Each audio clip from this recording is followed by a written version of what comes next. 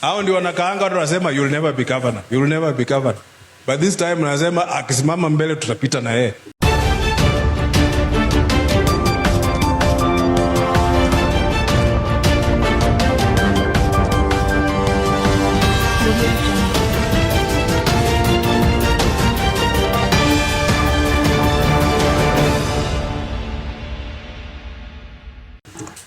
Yes, Tim WANYONYI has come out to announce that he will be a gubernatorial candidate come 2027. We all know in the lead-up of the 2022 general election, among the people who were sold to be governors was Tim WANYONYI, a brother to the Speaker of National Assembly, Moses Wetangula. Very many people have wanted to bring the leadership of Tim WANYONYI in Nairobi. They see him as a noble leader. They see him as a leader who knows what to do. It's the reason as to why he has served in Westland. I think this is the 4th term, if I'm not mistaken. Okay, winning all these elections. Now, we all know that Nairobi has a history of having one-term governors. Okay? Every governor who has been elected in Nairobi has served for one term. And it's all clear that even SAKAJA may serve for one term because he has failed Nairobi.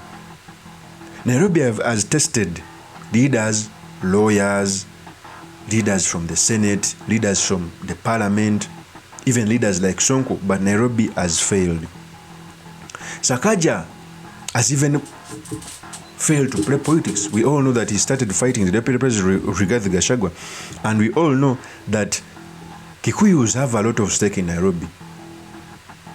When he started to touch on the core business of Kikuyus, they decided to fight back. That's why he's getting support from the President William Ruto, because Kalenjin don't have a lot of support in Nairobi.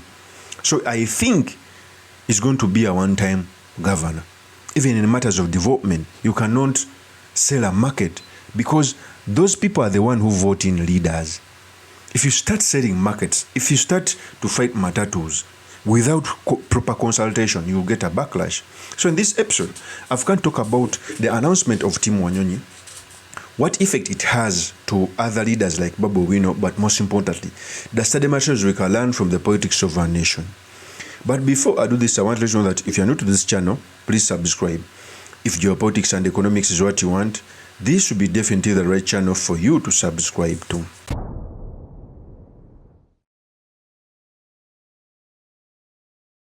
So we all know there are various leaders who have announced to be governors in Nairobi after citing that SAKAJA has failed the city. Among those leaders is Babu Wino, the MP for Embakasi East, Edwin Sifuna, the senator, Tim WANYONYI, the MP for Westland. They have all ever come out to announce that they are going to run for Nairobi gubernatorial race.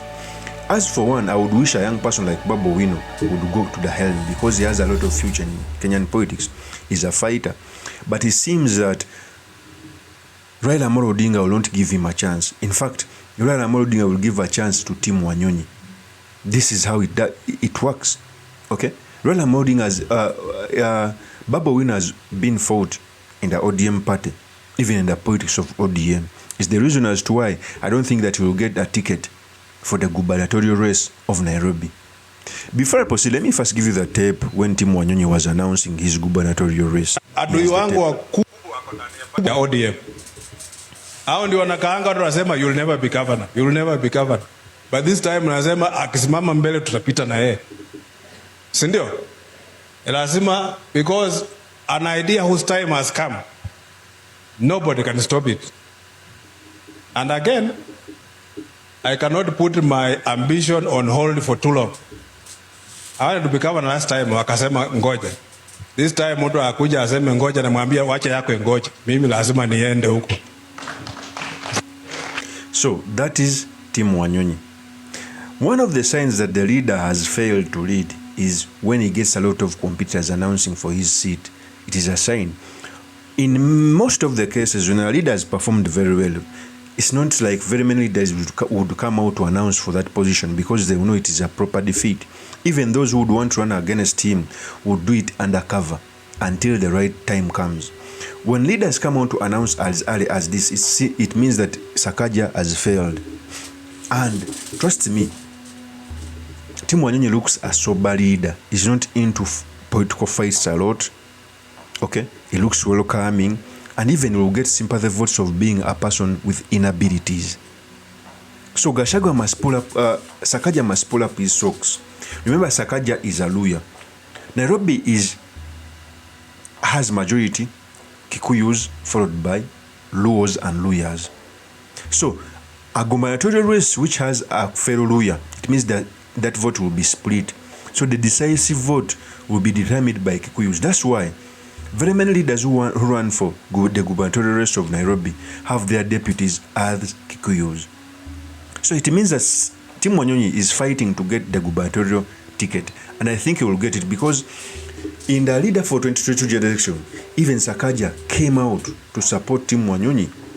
Although the politics at play, Jubilee wanted to retain that seat, it brought another person who was never in politics. And I think the right person who was supposed to beat Sakaja was Tim Wanyonyi. So Tim Wanyonyi has started to fight early so that the ticket can be given to him. And all indications show that he's going to get the party ticket of ODM. Remember, Nairobi was won majorly by the opposition ODM. Even the MCA's majority are ODM. It means that they have a stake in Nairobi. A person who will be formidable will have to win the gubernatorial race of Nairobi. Okay? So Tim Wanyonyi is fighting on as early as this. And Sakaja must be in for a shock because even the party he has right now has wrangles. The party he is running on right now, that is the UDA. I don't think that it will be sustainable. Okay. Remember, even the Deputy President Rigathi Gachagua came out and announced that he doesn't want Sakaja in Nairobi and that he will bring another candidate. It means that in the case Rigathi Gachagua runs as president, he will be with a gubernatorial candidate.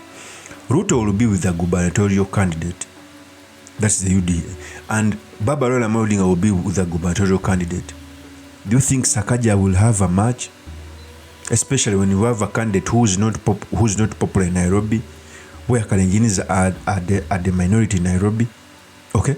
So to me, Tim Wanyonyi is a great fighter who has shown all indications that he will be on the ballot. So Sakaja will be in for a roadshow.